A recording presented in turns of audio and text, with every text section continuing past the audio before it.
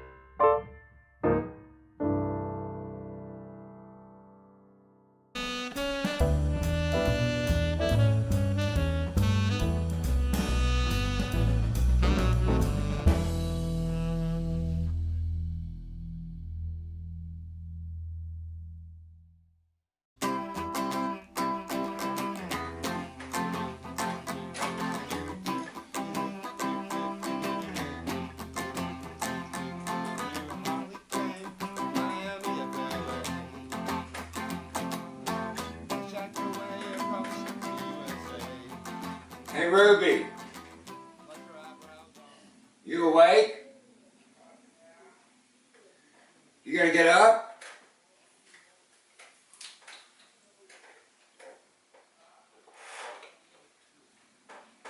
I want to start doing a video. I got a lot going on this morning. I got to get going on with the rest of my life. And so, here we are. It's Monday, August 23rd, 11:38 a.m. Eastern Standard Time. And I'm Dee David, and I'm living my life and putting part of it on the social media here. And trying to make interesting programming. Now, not this show, the Dee David show, but other shows that I have scripted things, ideas, and sketches about. Comedy, too. I need a producers, and you know, they have to be real shows. They can't be YouTube. But while I'm doing those, and I'm going back to being a cartoonist too. I used to draw cartoons professionally and get money for my ideas, and I would sketch ideas too, you know, in cartoon, and do storyboards in cartoon. So I'm going to start using that talent again, and it's inspired by Ruby. It's Pearls from Ruby's Mind is the name of the strip that I have started. I drew one the other day.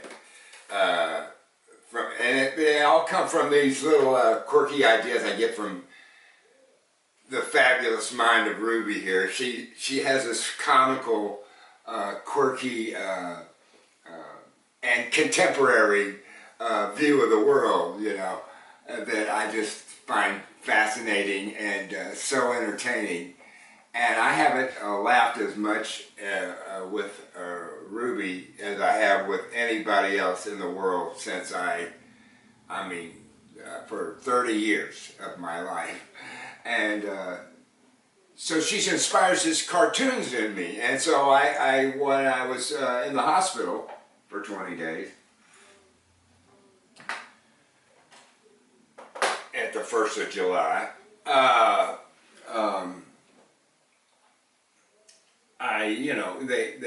you have this different things you go to, and one was art class. They gave you some pencils and stuff. So one day I started freehand drawing something Ruby had said to me on the phone that day, and I got inspired to draw cartoons again.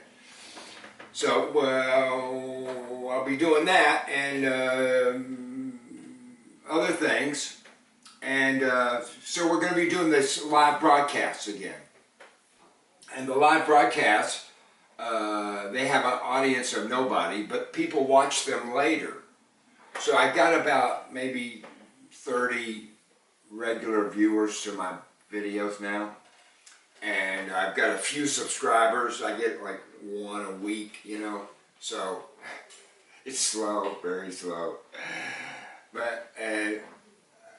So I need some really good programming, and I know this isn't it right here, but this is me learning how to post stuff, how to do it. Now I'm a broadcaster, and that's why another reason I'm doing that. I'm a broadcaster, and I got no platform, so I'm making my own, and it's Dragopolis TV and Dragopolis.tv, and that's the way it is. Now, the word Dragopolis, man, it carries a lot of weight. Oh, man, it's a word I invented, and a word that I launched a club on in LA in 1996. And a word I've lived off of meagerly for ever since. But it's also a word that has been hijacked, including by some very powerful Hollywood people. So I'm going on with it, you know. I own the domains. I invented the word. I coined the phrase, right, Stephen Colbert? You know, that's my word, Dragopolis. I'm the first one to put that into use. And it's documented. You can read it in the Los Angeles Times article about Dragopolis and a cappella playhouse and my cafe there on Lancashire Boulevard, and Wayne Brady and everybody that were performers at my club and on comedy nights, and Jonathan Mangum and all them guys from Ryan Style and Fred Willard. Oh man, he did a show at my club for half a year every week. Groups of improv comics would team up, and the teams would do sketches against each other like a competition. Oh, it was great. And VENMO, they came there and did the pilot basically. Or Drew Carey did his pitch for Whose Line Is It Anyway there at my club. But, you know, that all didn't go down exactly right. But anyway, VENMO, you promised it, you know. And you stole my jokes too. Oh, come on. Yeah. Jay Leno, you owe me $50 too. Alright, well anyway, enough of that. But these stories I tell about Hollywood, they're not me being a crazy rambling idiot. I mean, I know I am that, but they're also true. That's what makes them fascinating, to me anyway, is that my reality, it's extraordinary, but it's also actual reality. It's not a game. It's not made up. I actually lived it.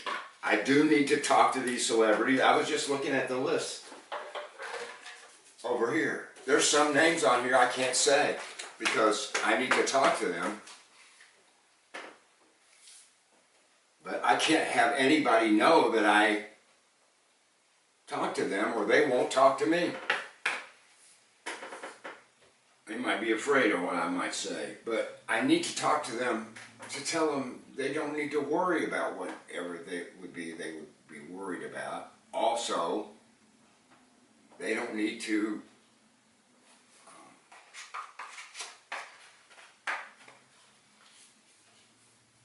but the people that can validate my stories and say that they're true. If I write an autobiography, which I am, I already wrote it once, but it got destroyed. Thank you, family. But anyway, but it's, you know, there's remnants of it here and there, and also there's stuff out there already. It's like, you know, piece of a novel that was put out in 12 different magazines as a serial. But it's out there already. And but these celebrities are people that I had more than a passing moment with in Hollywood. And I need to talk to them. But I don't want to say them out here because then they're on guard for me. But you know, if you're in the cast of Star Trek The Next Generation, and yes, that includes you, Whoopi, and I do tell stories about you, Whoopi, and they're all very lovingly told. Because, you know, I do conventions. That's been my vacations for the last 25 years, is Star Trek clubs, conventions, or even just fans who want to show off for their friends and have me come to a party and they'll fly me in. You know, and I'll give them a, you know, like I ended up giving, you know, like, some of my better Star Trek collectible stuff, you know. Jackets that producers gave us and one-of-a-kind t-shirts and things like that, but it's all good. It's all good because, see, I might have lost it. It might have been in that storage unit that my family got rid of all my stuff. So, I'm glad it's out in the world. Like I said, my Star Trek collectibles that I just gave out. I said, well, here, you get, you know, I'm sorry, you know, because you go to some conventions and they have problems and you feel sorry for them, and I'm not much of a draw, you know, so I feel bad sometimes when I'm like the headliner and they don't do well, but they wouldn't have done well anyway. I mean, they can't afford Patrick Stewart. You know, he's got to want to do it. He didn't do it for the money. He got to do it. He's got to do it because he wants to do it. Love you, Patrick. And I tell stories about you, Patrick. And of course, you're on the list. But I mean, you're not on the list right here in front of me. But if you're a member of a cast of Star Trek The Next Generation, Voyager, or DS9 even,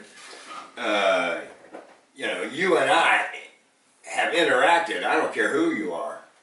And there were some run-ins with some people too that I had that I'd like to clear the air on. Yeah. And then there's people who totally changed their feelings about a human being they really cared for or seemed to care for when they became a girl, you know. And that hurts. And maybe people have evolved. I'd like to know that.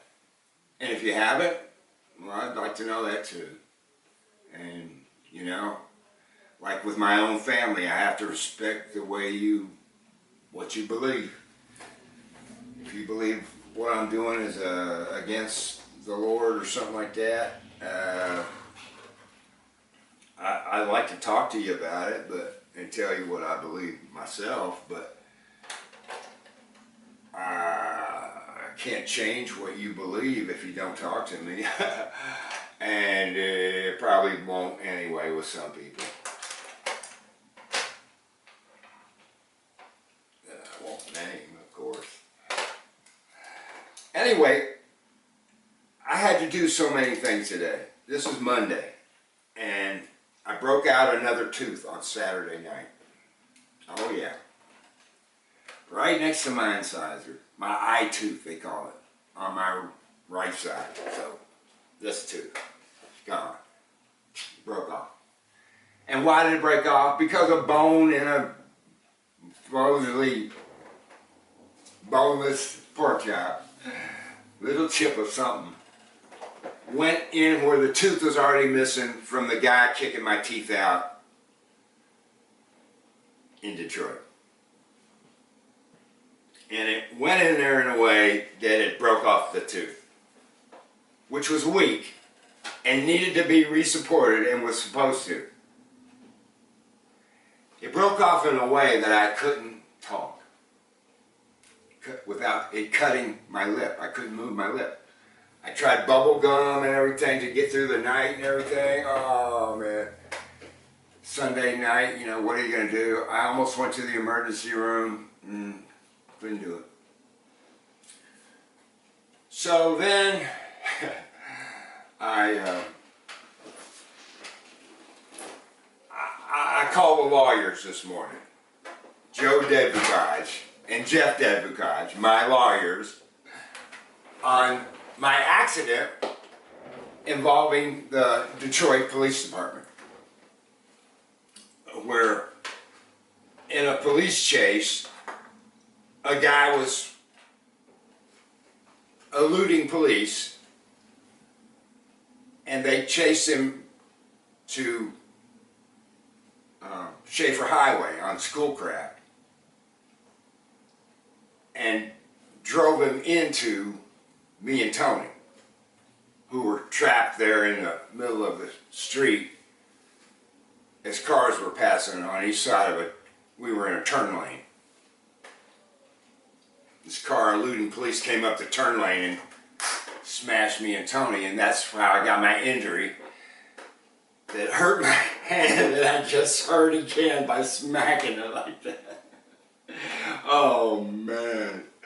And hurt my shoulder and everything, and made it where I couldn't play the guitar and still can't play it as well as I used to, and may never be able to for the rest of my life because I am 66 years old already. I can't keep coming back. But as far as my acting career, you know, I've got to make a comeback now or not at all. I mean, I don't suppose. You don't retire as an actor, you just play older roles. Or end up in Thousand Oaks at the old actors' home, hopefully. But you got to have some parts under your belt to get in there, and I don't have them. I'm not making a comeback. I'm a never was. That never got. I mean, I did okay.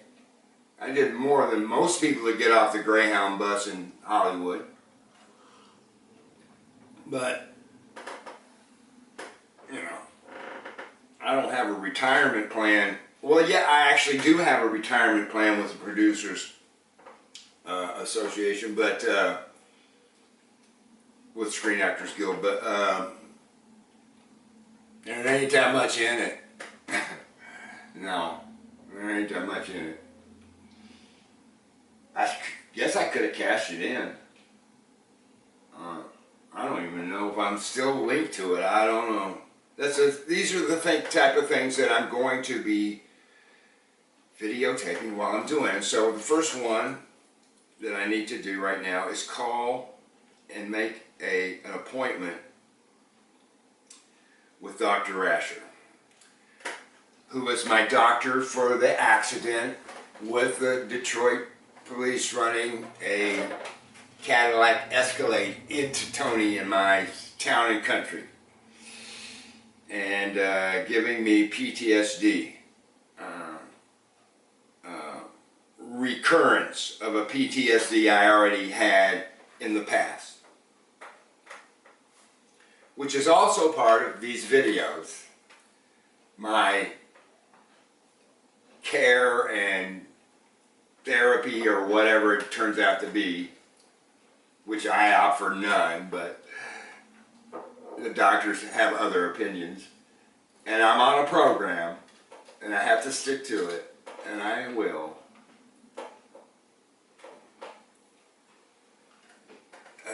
Tell them what I'm doing. Alright, let's see. So, neuromuscular services. Alright, telephone, contacts.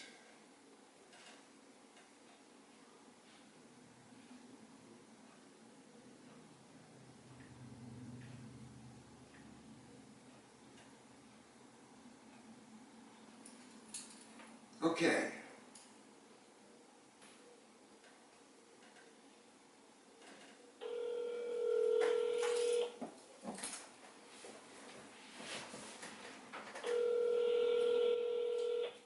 Thank you for calling Neuromuscular Services. Hi, I got you on speakerphone. It's Debbie Marinella. Hi, Debbie, how are you? I'm okay. I'm kind of okay. But Richmond told us that Dr. Rasher needs to see Anthony before he can do any more treatments. Yeah, let me put you on hold just for 1 moment, please. All right. Thank you. All right.